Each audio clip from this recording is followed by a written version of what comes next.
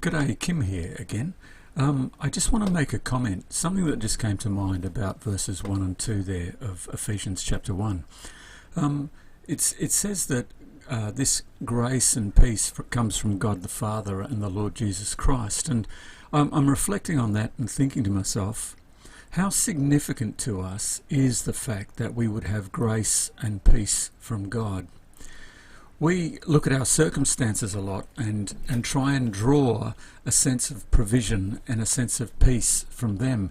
And often we can be interpreting our circumstances and making all sorts of judgments about our situations that has to do with whether we think we're being provided for or whether there is good grounds to feel peaceful. And we can look at our circumstances and we can try and interpret our circumstances and try and do the balancing act of saying, is this a good thing coming toward me, or is this a bad thing coming toward me? Or we can look at the circumstances we're in and the thoughts that are running through my head, and we can try and gauge how much peace we should be getting from those circumstances. But we've got to ask the question in the end, is the grace and the peace from God a bigger issue than our interpretation of circumstances?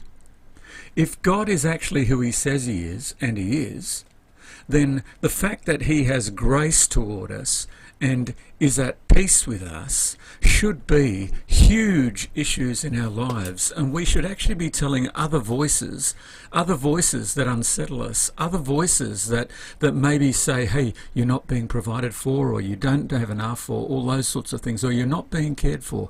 We should be actually telling them to shut up. That's basically it. We should be stopping listening to the voices that run through our head and the old patterns of voices that we've had running through our heads. And we should instead be saying, hey, what is the most important thing in the world and in all existence? It's God.